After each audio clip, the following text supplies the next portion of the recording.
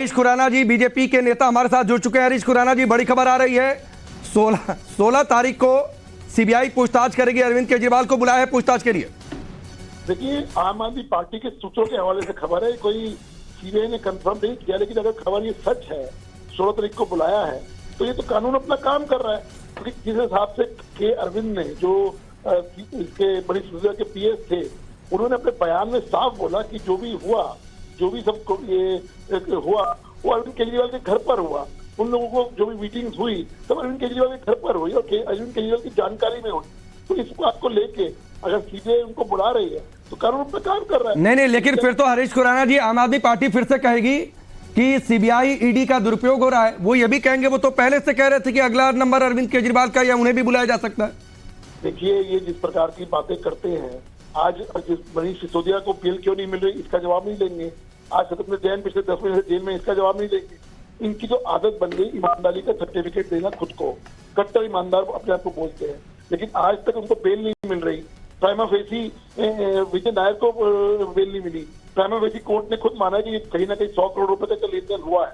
तो सवाल ये है कि सवाल तो पूछे जाएंगे, और हम तो शुरू से कहते आ रहे हैं कि जांच की आंच अरविंद केजरीवाल के घर तक जरूर पहुंचेगी, और पहुंच रही है। अगर वो पहुंच रही है तो ये कानून अपना काम कर रहा है, और कानून को काम करने दीजिए। आपको डर किस बात का? अगर आपने कुछ नहीं किया तो आपको डरना नहीं चाहिए, लेकिन हाँ, आपने अगर किया है तो आपको डरना भी चाहिए, और कानून अपना काम भी करेगा। ठीक है, हरीश खुराना जी, बहुत बहुत शुक्रिया हमसे जुड़ने के लिए, इस पूरी बातचीत के लिए। गौरव हमारे साथ जुड़ चुके हैं, हमारे सहयोगी। गौरव, बड़ी खबर, और जाहिर सी बात है इस पर आने वाले कुछ दिनों में जबरदस्त सियासी संग्राम भी देखने को मिलेगा।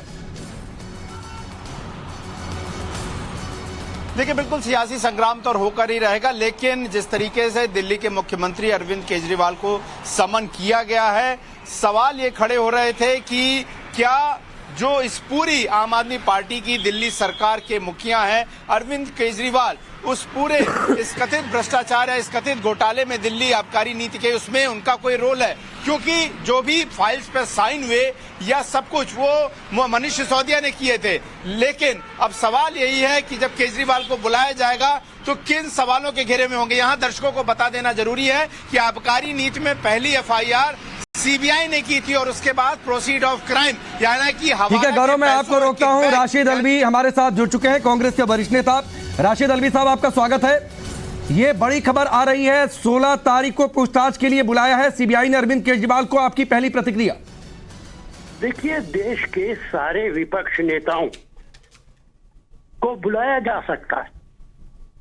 सबका गुनाह यह है कि वो विपक्ष के नेता हैं, मोदी साहब के खिलाफ बोलते हैं, बीजेपी के खिलाफ बोलते हैं।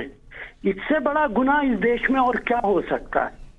इसलिए सीबीआई बहुत सही काम कर रही है। जो मोदी और बीजेपी के खिलाफ बोलेगा, सीबीआई उसे समन कर लेगी। केजरीवाल साहब को भी कर लिया है। कोई ना कोई केस उनके खिलाफ भी बनाया जा सकता है। केस बनाने में क्या देर लगती है? अगर राहुल गांधी के खिलाफ 2 साल की सजा मानहानि केस में हो सकती है, जो सबसे बड़ी सजा है, 2 साल से ज्यादा की सजा दी नहीं जा सकती। आज तक 75 सालों में किसी को नहीं दी गई, तो इस देश में तो कुछ भी हो सकता है। नहीं, राशिद अल्वी साहब, ये कोर्ट का फैसला था सर, आप लोग चैलेंज करेंगे उसकी आगे की प्रक्रिया क्या, वो सारी बातें कोर्ट के जरिए तय होंगी। लेकिन क्या सीबीआई इसलिए किसी विपक्षी पार्टी पर एक्शन ना ले या उनके नेता पर एक्शन ना ले क्योंकि वो विपक्ष के हैं और आरोप लगेंगे सरकार पर? अगर कोई घोटाले की बात सामने आ रही है तो सिर्फ इसलिए आप चाहते हैं कि सीबीआई पूछताछ ना करे क्योंकि अरविंद केजरीवाल आम आदमी पार्टी के बड़े नेता है, सबसे बड़े नेता है और विपक्ष के नेता है, इसलिए पूछताछ ना करें? महाराष्ट्र के राणे के खिलाफ बीजेपी बड़े एलिगेशन लगाती थी, सीबीआई ने कोई काम नहीं किया, उन्हें मंत्री बना दिया।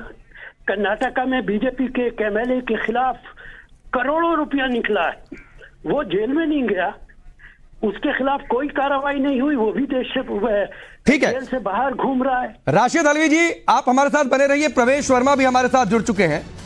प्रवेश जी, देखिए, राशिद अल्वी जी हमारे साथ हैं। वो कह रहे हैं कि पहले से ही कहा जा रहा था कि विपक्ष के किसी नेता को नहीं छोड़ेगी भारतीय जनता पार्टी। अरविंद केजरीवाल को सम्मन जारी कर लिया है, आप लोग केस बना रहे हैं फर्जी।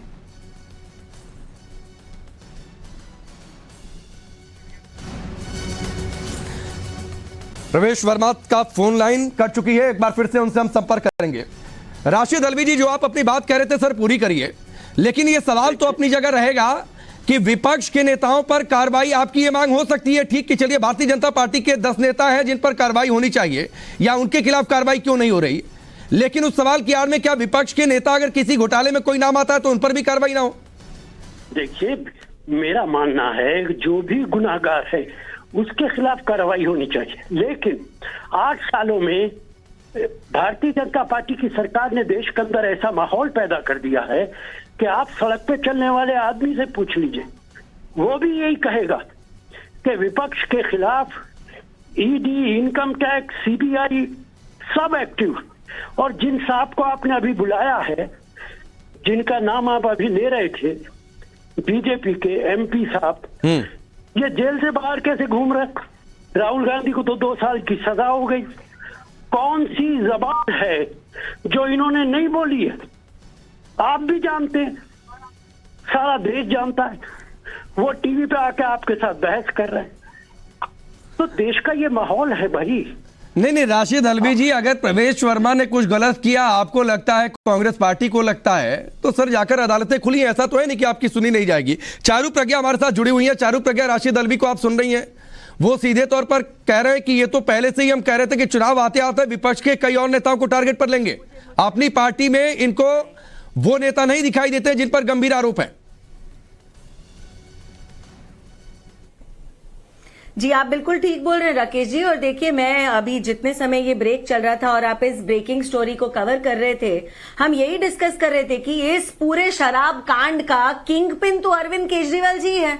और इतने स्मार्टली इन्होंने अपने असिस्टेंट को तो अरेस्ट करवा दिया क्योंकि सारे कागजों पे सिग्नेचर्स इनके थे।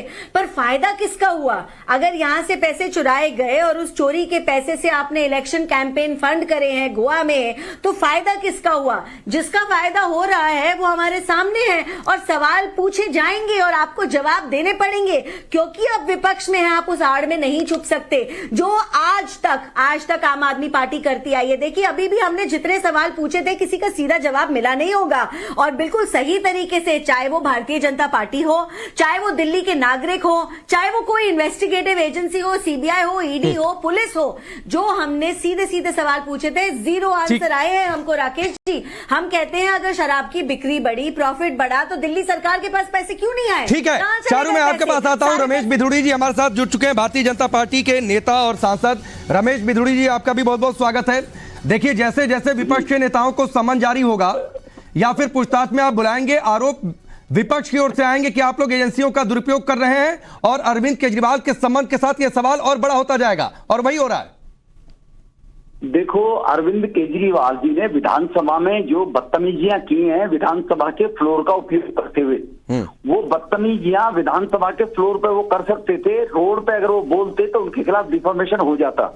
और उनको मालूम है कि उन्होंने चोरी की है, उनको मालूम है लीकर स्कैम के अंदर उनकी मीटिंगें हुई है, लेन देन हुआ है। इसीलिए उसको मालूम है जब केजरीवाल साहब गिरफ्तार होंगे तो ये कहेंगे कि मैं मोदी साहब को गाली देता था ना, इसलिए मुझे गिरफ्तार कर रहे, मैं भ्रष्ट नहीं हूं। मैं पूछना चाहता हूं, आम आदमी पार्टी राष्ट्रीय पार्टी बन गई, फंक्शन हुआ, 40 मिनट के भाषण में एक बार भ्रष्टाचार का नाम केजरीवाल ने नहीं लिया। पहले केजरीवाल बोला करता था तो 40 मिनट में 40 बार भ्रष्टाचार खत्म करेंगे, सब चोर हैं, कांग्रेस चोर है, शीला चोर है, भाजपा चोर है, सब बोला करते थे केजरीवाल साहब। अब केजरीवाल साहब ये बताते क्यों नहीं कि उन लोगों के पास जो पैसा आया 200-300 हजार करोड़ रुपया, वो पैसा किस आधार पर उन्होंने लिया? वो क्यों नहीं बताते कि शराब माफियाओं का 12% हमने कमीशन क्यों किया, 2.5% से बढ़ाकर? बता दें वो क्यों किया था, क्या रिश्तेदारी थी?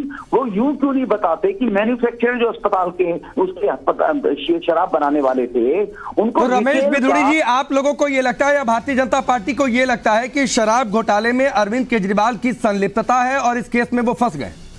आप लोगों को लगता है? बिल्कुल, जो फोन डिस्ट्रॉय हुए थे उन डिस्ट्रॉय में गूगल में सब कुछ है।